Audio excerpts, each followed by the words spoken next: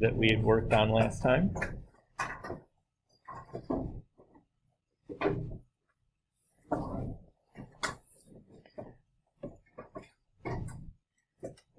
Hi, Alex.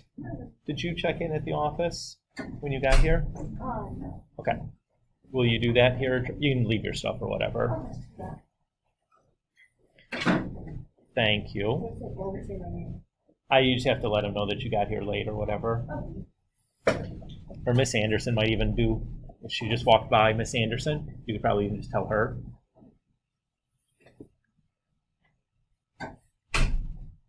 Okay. Who's got one? Does anybody have any questions from the assignments? Megan?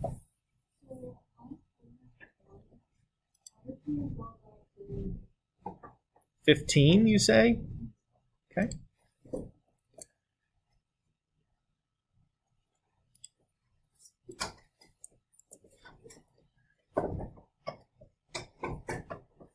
I grabbed the wrong page. That was pretty dumb of me.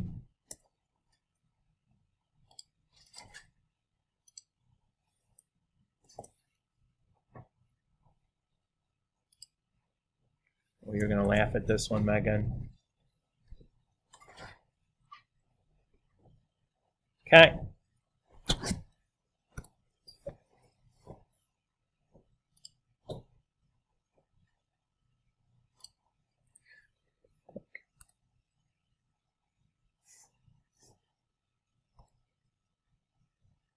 All right. So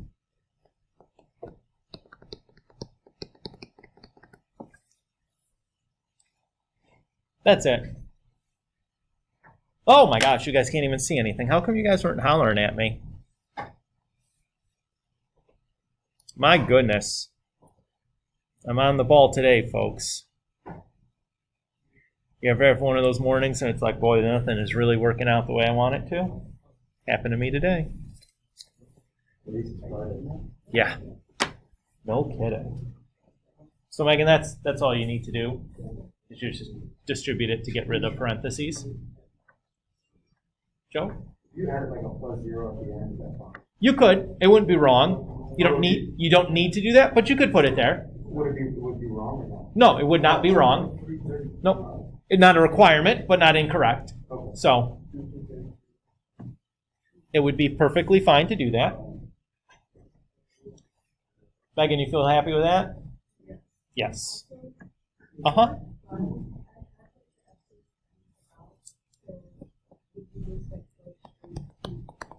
So your final answer would look something like this. Yep, that's fine. Again, if you wrote 0x in the middle there, that would be okay also. You don't need to do that, but you could if you wanted to.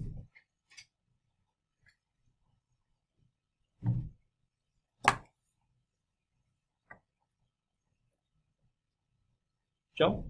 Can you do 10? Sure. Thanks, Alex.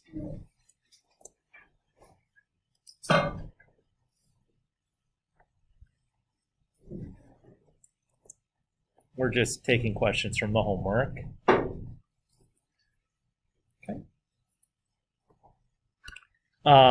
So in this one, Joe, the way I like to do it is I'm going to do the foiling first, and then whatever I have left, I'll distribute the -4 through.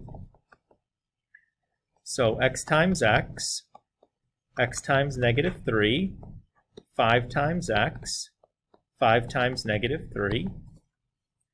And then I'll combine those like terms there. We have those x's in the middle. -3x and +5x gives me +2x. And then we just now need to distribute the -4.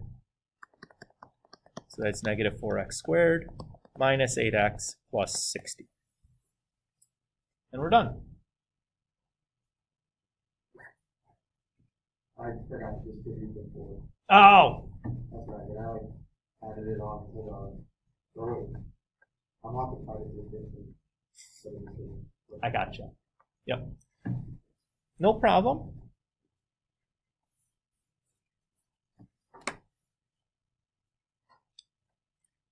Any last takers on questions?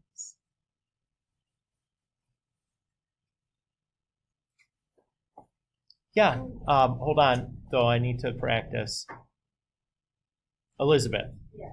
Okay, I kept wanting to do Caitlin. I'm like, that's the wrong Gruden. The homework quiz, Yes, questions like 16 and 18, can you just like add a 0 to it?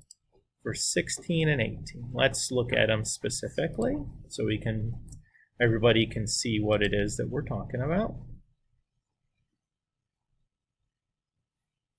Okay.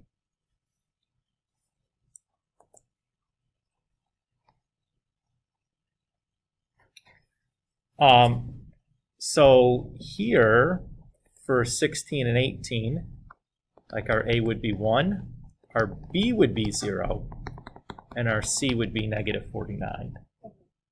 Right? Because there's like a 0x in the middle. Is that what you're asking? Yeah, thank you. So the result you should have gotten would be x minus 7 and x plus 7. And similarly for 18, the result you would have gotten, which should be 2x plus 1 and 2x minus 1.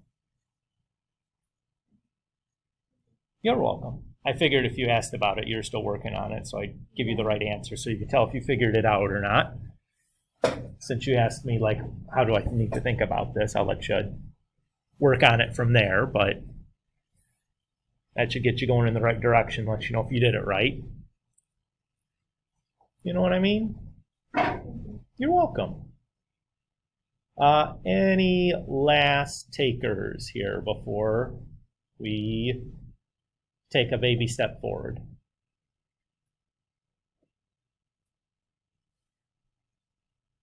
Okay, fair enough. So today we're going to continue talking about factoring here a little bit.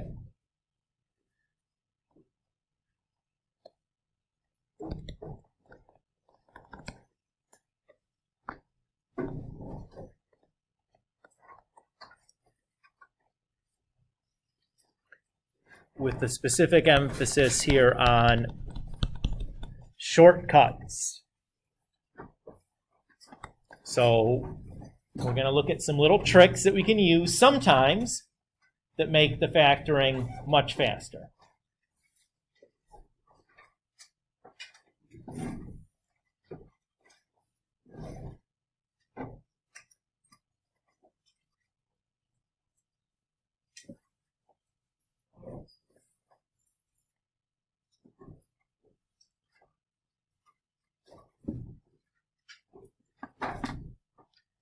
So these are ones that I think are going to become really important and very, very useful because they allow us to do a lot of these problems kind of in our head without doing a whole lot of, we wouldn't have to do a whole lot of algebraic manipulation, which I think everybody's in on, right? If I don't have to write down very much to do these problems, that's pretty appealing, right? Where I can just look at the problem, figure something out in my head, and then write down what the answer is. That's nice. So we're going to look at several shortcuts on how to do that. The first situation is if the leading coefficient is 1.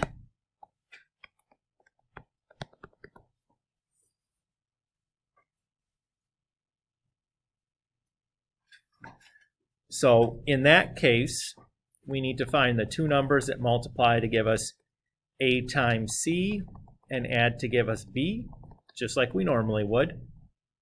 For the just for the instance, we're going to call these two numbers m and n. And with just that, that's enough to tell me that my answer should be x plus m, x plus n. So you don't have to do any factor by grouping. You don't have to do any of that stuff. It goes straight to the answer. Boom. So let's do an example of actually putting that into practice to kind of show you how that's going to work when you actually do it. But that's pretty nice, right? Really no algebra to go after, aside from figuring out what the two numbers are. So for example, let's say we have x squared minus x minus 56.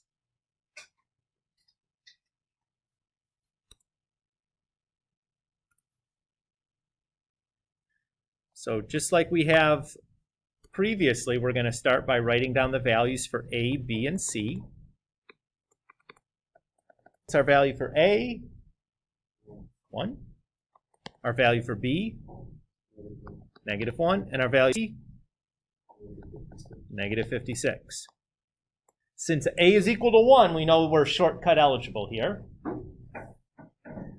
So we need to find the two numbers that multiply to give us 1 times -56, or just -56, and add to give us -1.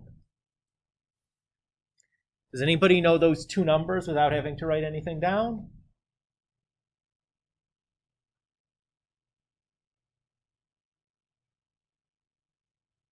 Okay, that's all right. We'll just write stuff down. We'll find them. So 6 and add to give us 1. So we'll start with like the easy ones. -1, or 1 and -56, and -1 and +56, but neither of those add to give us 1. 2 and -28, or -2 and +28. Neither one of those two add to give us that. 3 doesn't divide 56, so there's nothing to do there. We have 4 and 14, or -14, and -4 and +14, but neither of those work. 5 doesn't divide 56. 6 doesn't divide 56. Then we have 7 and -8, and that's the one that I need. Everybody okay there? And that's a times table pair. Not unreasonable for you to have figured that out in your head. If you can't, that's okay. Write it down, make a list like we've done, and just check exhaustively on the factors of 56. You'll find the pair that you need if it exists. So with that, I can go straight to my answer. I have x plus 7 times x minus 8, and I'm done. No actual algebraic manipulation to do after I find those two numbers. That's pretty nice. Everybody's okay with that?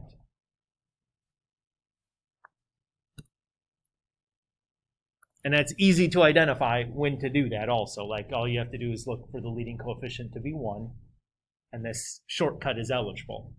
If the leading coefficient is not 1, can we do this? No, we have to do what you did last time, the long way, but that's okay.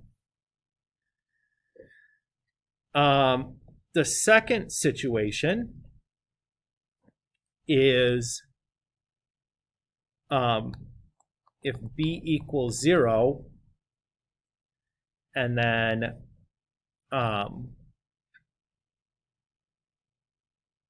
we are of the form, let's say that we have, I don't want to do letters we've used before, squared minus e squared. I don't want to use a's and b's because we've already used those for coefficients elsewhere, so that gets a little confusing. So I don't want to use a, b, or c, and I don't want to use x or y because we've used those as variables, so I'm trying to use a letter that we haven't. We used m and n, and we used p and q in the other form, and h and k. So it's just like, what pair of letters do I have that's not going to be something we've already used for something else? You know what I mean? Okay. So if that's the case,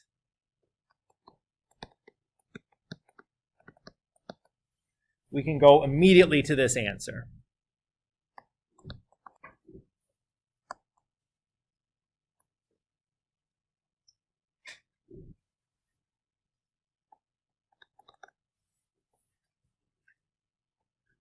So an example of this might be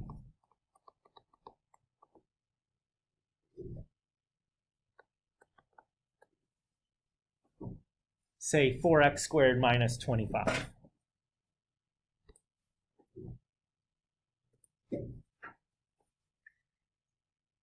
I observe that the A is 4, the B is 0, and the C is negative 25. Since the B is 0, I know that I can look for this situation. I notice that A is something squared, right? 4 is 2 squared. And C is, well, it's like the negative of 5 squared, right? So this tells me that, yes, I can do this shortcut. So all I can say here is I have 2x plus 5 and 2x.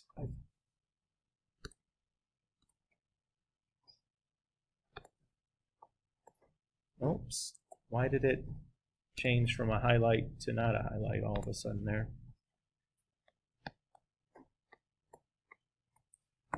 So the 2 is there, and the 5 is there. Maybe I should use a different highlight color, huh?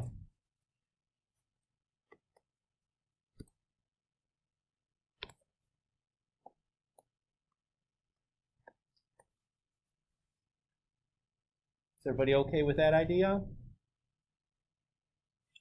And this one's nice because it doesn't matter. A doesn't need to be 1. If A is 1, can we still do this? Yeah, because 1 is something squared, right? So we're good with that. Is everybody okay with that idea?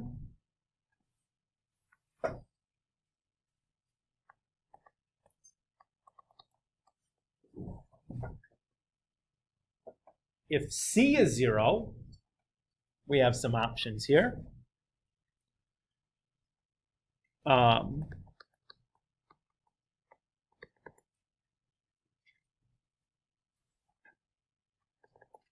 This is just going to be, this would be what we have, right?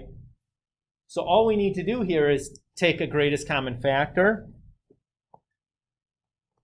So we'd have like the greatest common factor of A and B, along with x times like ax divided by that greatest common factor plus b divided by that greatest common factor. Now this looks confusing, but when we actually do the example, you're going to be like, oh, that's very easy.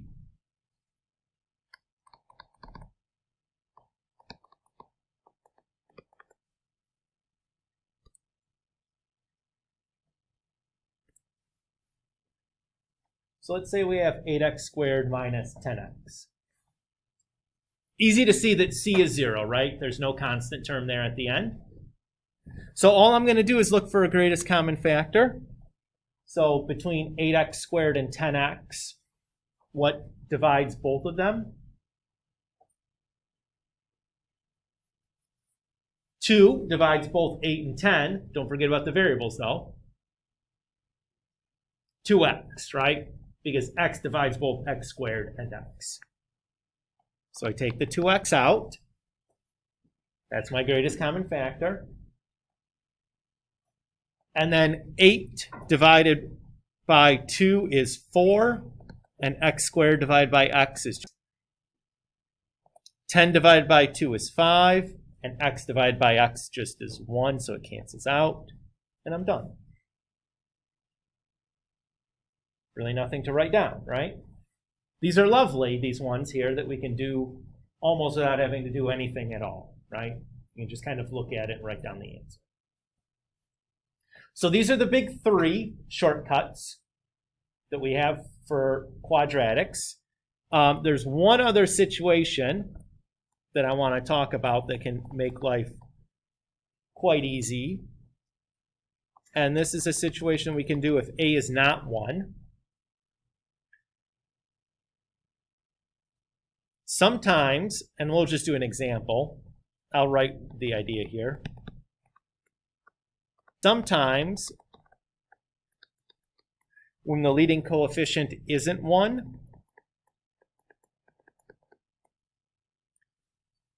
there's a greatest common factor we can take out so that we can make the leading coefficient 1.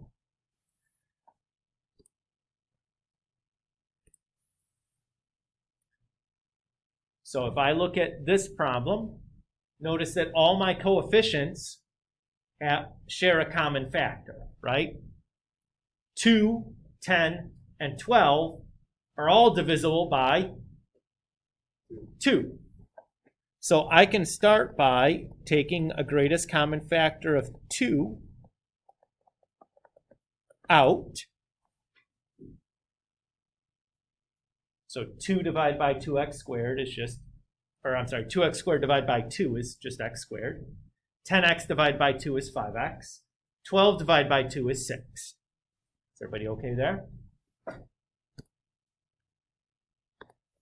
If I look at what I'm left with now, what do we observe in this situation? The leading coefficient is 1. Yes. What does that mean? I can do the shortcut on it. So all I need to do is find the two numbers that multiply to give me 6 and add to give me 5. What are those two numbers?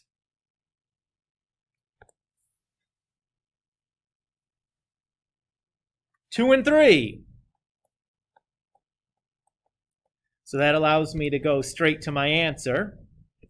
I still have the 2 that I factored out, but I have an x plus 2 and an x plus 3, and I'm done. Again, I got to avoid having to do that longer process that we discussed yesterday. Feel okay with that? Joe? So I'm interested.